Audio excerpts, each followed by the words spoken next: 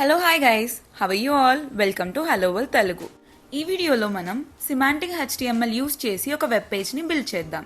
First web page ఎలా ఉండాలి అనేది చూద్దాం. మనం ఇక్కడ మ్యూజిక్ ఫెస్టివల్ సెంట్రల్ అని ఒక వెబ్ పేజ్ని క్రియేట్ చేస్తున్నాం. ఇదొక clean and simple events hub for music lovers. ముందుగా పేజ్ టాప్లో హెడర్ ఉంటుంది, అక్కడ సైట్ పేరు కనిపిస్తుంది. ఇక్కడ మన site name music festival central. Next navigation links ఉండాలి, upcoming events and past events కి. వాటి మీద క్లిక్ చేస్తే ఆ సెక్షన్ కి ఇమీడియట్ గా జంప్ అవుతుంది. మెయిన్ కంటెంట్ లో 2 ఇంపార్టెంట్ సెక్షన్స్ ఉన్నాయి, upcoming events and past events. Upcoming events లో ఈవెంట్స్ నేమ్ అండ్ వాటి గురించి షార్ట్ డిస్క్రిప్షన్ ఉంటుంది.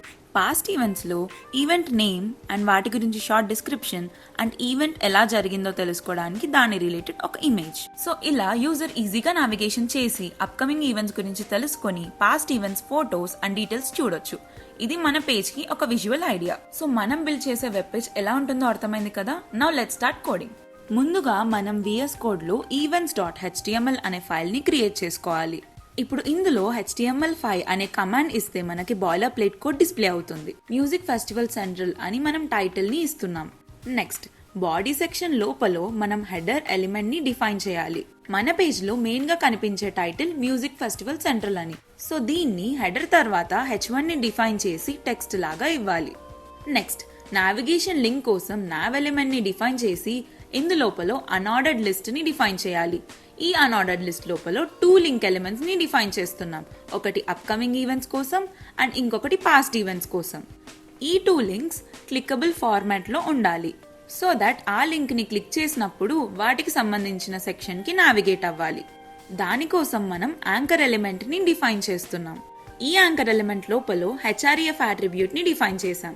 ఇది లింక్ టార్గెట్ ని డిఫైన్ చేస్తుంది. ఫస్ట్ లిస్ట్ ఎలిమెంట్ లో href equals to upcoming events అని డిఫైన్ చేసాం, సో దట్ దీన్ని క్లిక్ చేస్తే అప్కమింగ్ ఈవెంట్ సెక్షన్ కి నావిగేట్ అవుతుంది. సేమ్ మనం ఇప్పుడు సెకండ్ లిస్ట్ ఎలిమెంట్ లో కూడా యాంకర్ ఎలిమెంట్ ని డిఫైన్ చేసి href equals to past events అని ఇచ్చాం, సో దట్ దీన్ని క్లిక్ చేసినప్పుడు పాస్ట్ ఈవెంట్స్ కి నావిగేట్ అవుతుంది. నెక్స్ట్ హెడర్ ఎలిమెంట్ తర్వాత మెయిన్ ఎలిమెంట్ ని డిఫైన్ చేసాం, సో దట్ మన పేజ్ లో ఉన్న మెయిన్ కంటెంట్ మొత్తం ఈ ఎలిమెంట్ లోపలే రాయాలి. మనకి 2 డిఫరెంట్ టైప్స్ ఆఫ్ ఈవెంట్స్ ఉన్నాయి, ఒకటి అప్కమింగ్ ఈవెంట్, ఇంకొకటి పాస్ట్ ఈవెంట్. సో దట్ ఈ 2 ఈవెంట్స్ కోసం మనం 2 సెక్షన్ ఎలిమెంట్స్ ని డిఫైన్ చేయాలి. ఇప్పుడు 2 సెక్షన్ ఎలిమెంట్స్ లోపల ఐడి అట్రిబ్యూట్స్ ని ఇవ్వాలి. మనం ఫస్ట్ సెక్షన్ కి ID equals to upcoming events అని ఇచ్చాం, సో దట్ లింక్ క్లిక్ చేసినప్పుడు ఈ సెక్షన్ కి నావిగేట్ అవుతుంది. H2 ఎలిమెంట్ ని డిఫైన్ చేసి ఇందులో సెక్షన్ టైటిల్ అప్కమింగ్ ఈవెంట్స్ అని ఇచ్చాం. నెక్స్ట్ సెకండ్ సెక్షన్ కి కూడా సెక్షన్ ఎలిమెంట్ లోపల ID equals to past events అని ఇచ్చాం, సో సెకండ్ లింక్ పైన క్లిక్ చేస్తే ఈ సెక్షన్ కి నావిగేట్ అవుతుంది. మనం అప్కమింగ్ ఈవెంట్స్ కోసం 2 ఈవెంట్స్ ని ప్లాన్ చేద్దాం, సో దట్ ఒక్క ఈవెంట్ కి ఒక్క ఆర్టికల్ ఎలిమెంట్ ఉండాలి. దానికోసం మనం H2 ఎలిమెంట్ తర్వాత 2 ఆర్టికల్ ఎలిమెంట్స్ ని డిఫైన్ చేస్తున్నాం.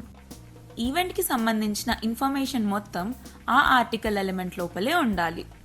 ఈ ఆర్టికల్ ఎలిమెంట్ లోపల ఫస్ట్ మనం ఈవెంట్ నేమ్స్ ని డిఫైన్ చేయాలి. నేను first event name INDI band night అని H3 ఎలిమెంట్ తో డిఫైన్ చేస్తున్నా.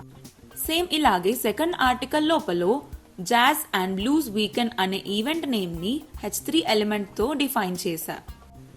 ఇక్కడ మనం ఈవెంట్ నేమ్స్ ని డిఫైన్ చేసేసాం. నెక్స్ట్ ఈ ఈవెంట్ నేమ్ కింద ఆ ఈవెంట్ గురించి ఒక షార్ట్ డిస్క్రిప్షన్ ని రాయాలి. మనం దానికోసం పారాగ్రాఫ్ ఎలిమెంట్స్ ని డిఫైన్ చేశాను.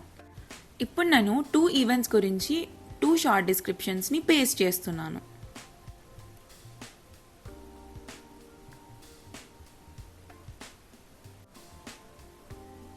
దీనితో మన అప్కమింగ్ ఈవెంట్స్ అయిపోయింది. నెక్స్ట్ సెక్షన్ లోపల H2 ఎలిమెంట్ ని డిఫైన్ చేసి పాస్ట్ ఈవెంట్స్ అని టెక్స్ట్ ఇవ్వాలి. ఈ సెక్షన్ లో కూడా మనకి 2 ఈవెంట్స్ ఉంటాయి. ఈ 2 ఈవెంట్స్ కోసం మనం 2 ఆర్టికల్ ఎలిమెంట్స్ ని డిఫైన్ చేయాలి. ఫస్ట్ ఆర్టికల్ ఎలిమెంట్ లోపల ఈవెంట్ టైటిల్ కోసం H3 ఎలిమెంట్ ని డిఫైన్ చేస్తున్నాను. ఇక్కడ ఈవెంట్ నేమ్ సమ్మర్ బీచ్ 2024 అని డిఫైన్ చేశాను. సేమ్ సెకండ్ ఆర్టికల్ ఎలిమెంట్ లో కూడా ఈవెంట్ టైటిల్ కోసం H3 ఎలిమెంట్ ని డిఫైన్ చేశా. ఈవెంట్ టైటిల్ ఏమో రెట్రో మ్యూజిక్ గాలా అని ఇచ్చాను. ఈ 2 ఈవెంట్స్ ని డిస్క్రైబ్ చేయడానికి 2 పారాగ్రాఫ్ ఎలిమెంట్స్ ని డిఫైన్ చేశాను. ఈ పారాగ్రాఫ్ ఎలిమెంట్ లోపల ఈవెంట్ గురించి షార్ట్ డిస్క్రిప్షన్ ని పేస్ట్ చేయాలి. అండ్ పాస్ట్ ఈవెంట్స్ ఎలా జరిగాయి అని వ్యూవర్స్ కి చూపించడానికి ప్రతి ఆర్టికల్ ఎలిమెంట్ లోపల పారాగ్రాఫ్ ఎలిమెంట్ తర్వాత ఇమేజ్ ట్యాగ్ ని డిఫైన్ చేయాలి. సో ఇందులో మనం ఈవెంట్ పిక్చర్ ని ప్లేస్ చేస్తాం ఇమేజ్ ట్యాగ్ లోపల.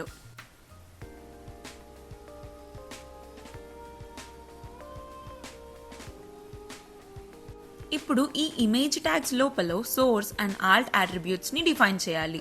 సోర్స్ అట్రిబ్యూట్ లో ఇమేజ్ లింక్ ని ప్రొవైడ్ చేయాలి. ఆల్ట్ అట్రిబ్యూట్ లోపల ఒక షార్ట్ టెక్స్ట్ ని ప్రొవైడ్ చేయాలి. సోర్స్ అట్రిబ్యూట్ ఇమేజ్ లింక్ ని డిఫైన్ చేస్తే ఆల్ట్ అట్రిబ్యూట్ ఇమేజ్ గురించి ఒక షార్ట్ డిస్క్రిప్షన్ ని ఇస్తుంది. ఇప్పుడు మనం ఈ రెండు ఇమేజ్ ట్యాగ్స్ లోపల సోర్స్ అట్రిబ్యూట్ ఇంకా ఆల్ట్ అట్రిబ్యూట్స్ కి వాల్యూస్ ఇవ్వాలి.